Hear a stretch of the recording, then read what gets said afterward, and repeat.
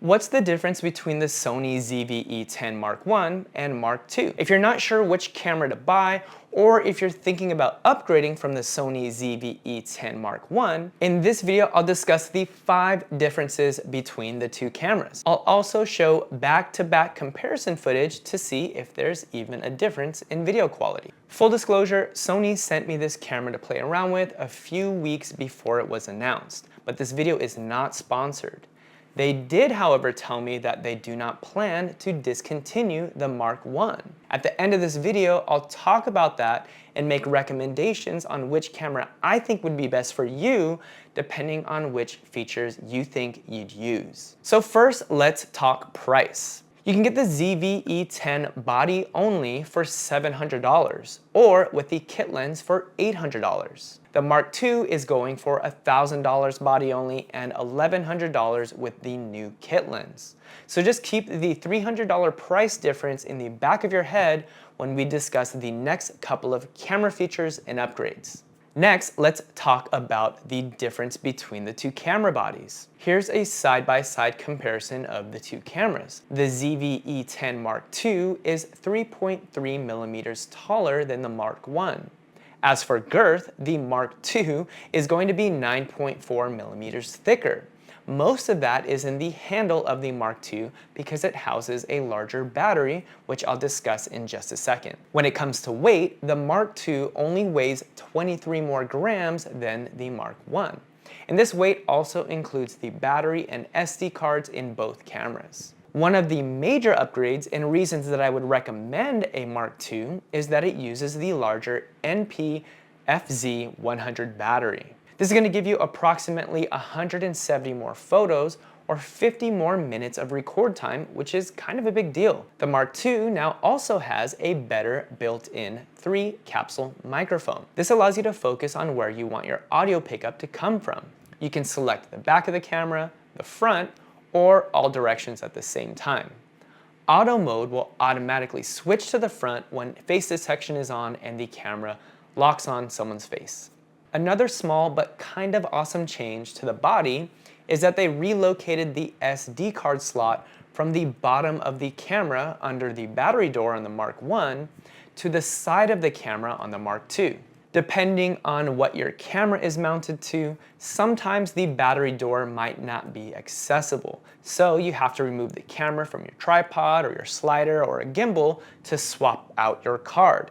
And sometimes that's just kind of a pain in the ass. Button-wise, the cameras are pretty much the same except for they moved the power on-off button next to the shutter button on the Mark II, and they changed the shooting modes from a button to a switch on the Mark II. Another update in the Sony ZV-E10 Mark II is the menu and touch display. A lot of people hated on the older style Sony menus, and honestly, I didn't really see a big issue with it, and I don't think the newer menu really is more intuitive or easier to navigate. I do like that you can now touch the menu screen to navigate and select options. You weren't able to do this with the Mark I, and I think the only thing that you could use the touchscreen on the Mark I for was when you wanted to tap to focus on a specific spot within your framed shot. The ZV-E10 Mark II also has the new touch interface on the main screen when you're shooting or filming. It allows you to adjust commonly used tools and exposure settings. You could swipe them away if they're bothering you, and then swipe them back if you need to use them. You can also swipe up from the bottom to access your functions menu. Now, this might not seem like a game changer, but it's really useful when you're filming yourself because you have access to pretty much everything that you need to change right on the screen, which is also facing you.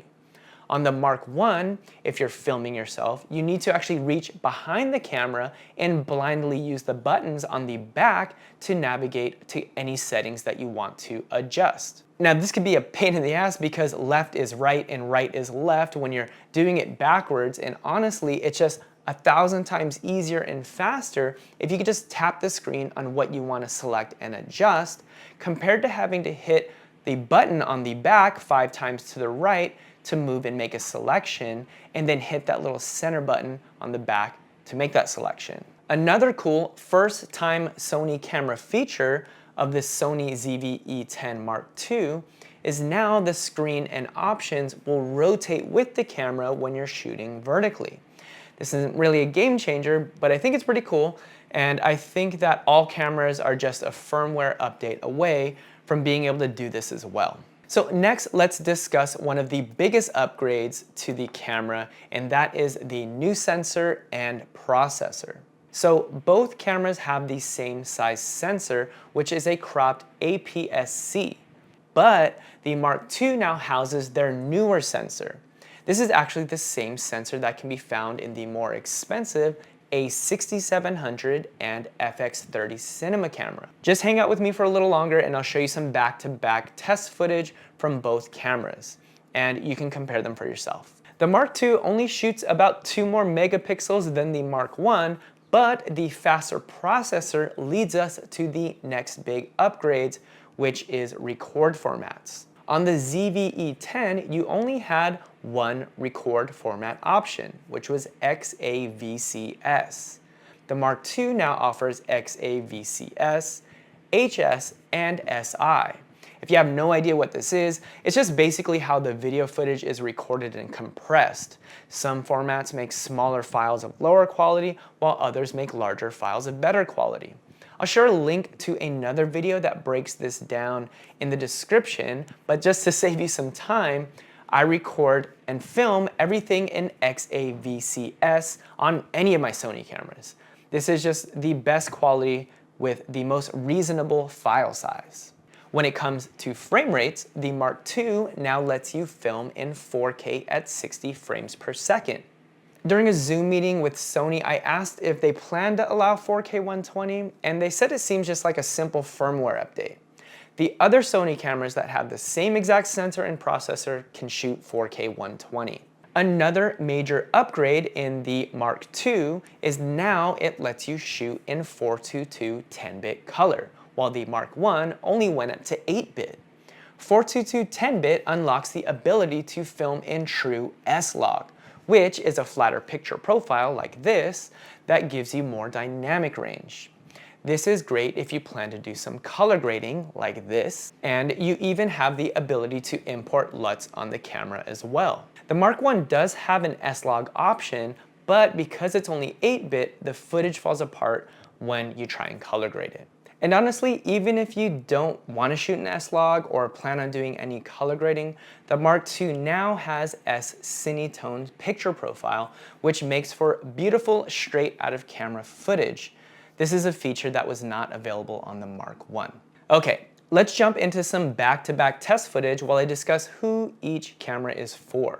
Both cameras are filming with the picture profile off, and there are no special looks, settings, post-editing, or color grading. This is just straight out of the SD card onto my editing timeline.